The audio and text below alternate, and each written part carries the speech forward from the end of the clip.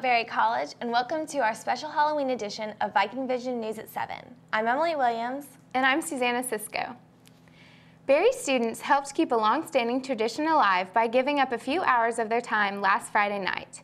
More than 250 students welcomed some of Berry's most generous donors to the campus by lining the street to the Ford complex with candlelight. The students gathered in Cranert at 5:30 to get their candles before making their way up to the Ford buildings. The strong turnout made it possible to line both sides of the street. The guests arrived at Ford Dining Hall. Berry provided free valet parking. By 7:30, all of the guests had arrived and the dinner began. The student gospel choir, In His Name, performed. The freshman Kyler Post played the piano to entertain the guests. During the dinner, seniors Lydia Fields, Michael Byrne, and Brian Case, and sophomore Judy Cook gave speeches. At the dinner, all the students who held candles were given a free dinner and a t-shirt for their time. The Candlelight Dinner takes place every fall semester. Be sure to remember it this time next year. Last week, the campus was bumping with music during Battle of the Bands. If you didn't make it over to Cranert, you missed one heck of a show as bands competed for the title. Rain Hopper has the story.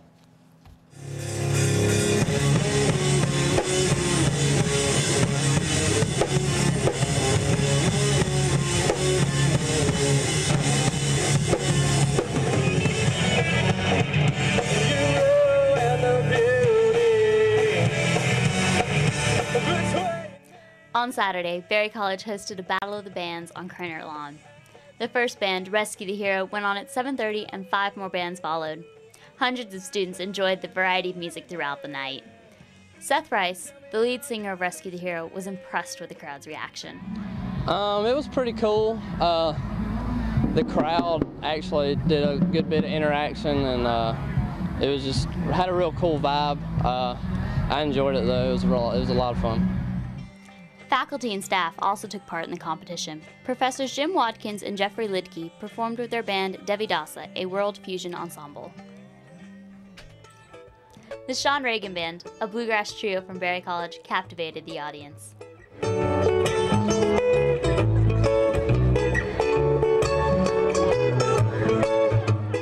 Lead singer Sean Reagan was surprised at how well his band was received.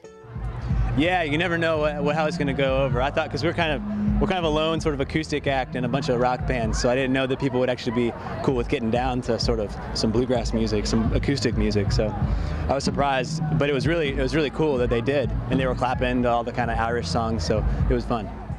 With a strong turnout and quality performances, the event was a success, and the participating bands were able to sell their merchandise. To finish the night, the judges awarded $500 to Scarlet City for first place, while the Sean Reagan Band took second. Now we leave you with the sounds of Devi Dasa.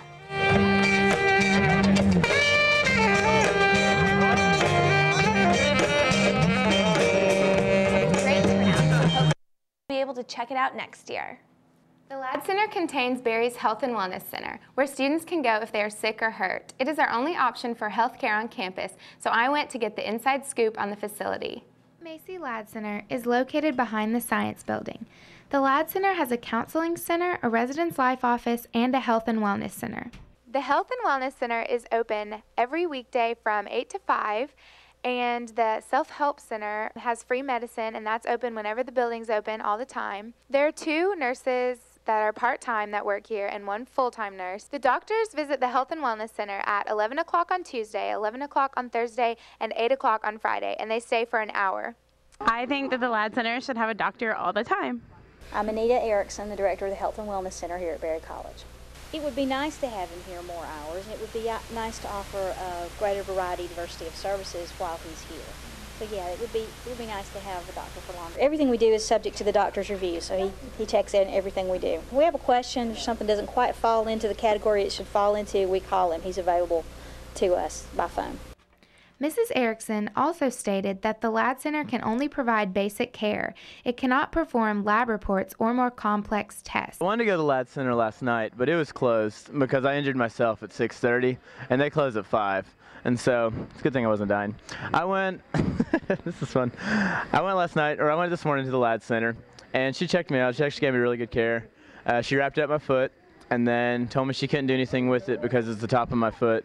So I'm going to go get it x-rayed later at one of the clinics in Rome and hopefully be able to walk again later. But I have crutches. I would say it wasn't bad. I mean, the main thing I went there for was crutches. I knew that they couldn't do the work that a hospital could do. And so as soon as I got the crutches, it took some of the pain off of my foot. And so I would say it was a positive experience. We send folks to the emergency room for things that we're really worried about. We'll call them back later and say, okay, you okay now? Is there anything else you need from anyone here on campus?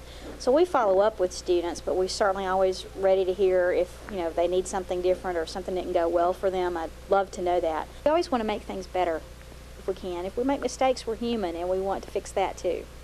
Please come and tell me about it. I would love to know. It's probably about 50-50. It's a give or take. 50% of the time they get it right on, and the other 50, it's pretty far off. Like, I've had infections before and they haven't been able to treat it, and then again I've had like sinus infections and they've done really good on that. But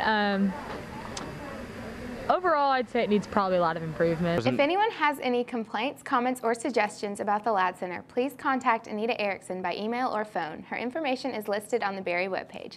Now to Elizabeth for sports. Hey Barry, this is Elizabeth Papps with your Viking Vision Sports Report. On October 20th and 21st, Berry hosted its first ever home equestrian meet. In several different areas. Riders are judged on posture, technique, ability, as well as a variety of other aspects of riding. KCAB sponsored the first ever Equestrian Tailgate. Members of KCAB handed out free Chick-fil-A biscuits and cheered on Berry. Berry's equestrian team swept both days of competition, dominating their categories. Several riders have qualified for nationals, including Alyssa Ferguson, Megan Gilker, Jocelyn B., and Brielle Juhan. Good luck to the Berry equestrian team in the rest of their season.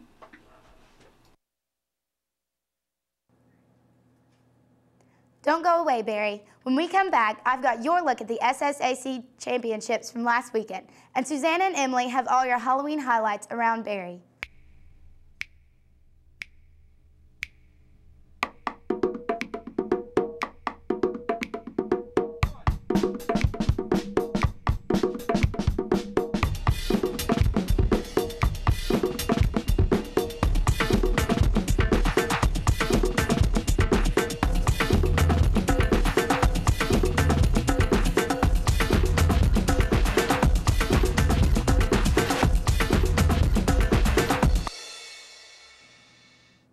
Welcome back to Viking Vision News.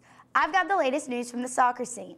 This week, the event that has caused the most buzz around Berry has been the men's soccer team. On Saturday, the men's soccer team defeated Lee 3-0 in the team's 8th shutout of the season. This is Berry's first SSAC title, and everyone is extremely excited for the future. We spoke with Coach Vardy about Berry's performance. Let's contain those guys. I don't think they had many chances at all, so it was just a matter of us kind of wearing them down, which we did. I mean, it took us, like I said, it took us 30 minutes to do that. Paul McKinley was named Tournament MVP, and Taja Berkman was the SSAC Offensive Player of the Week. Mike Winsler was named SSAC Player of the Year for his 67 saves and numerous performances that helped guide the team to victory. The Vikings coach, Richard Vardy, was named SSAC Coach of the Year. Congratulations to all our Vikings who received awards this weekend. Go Vikings!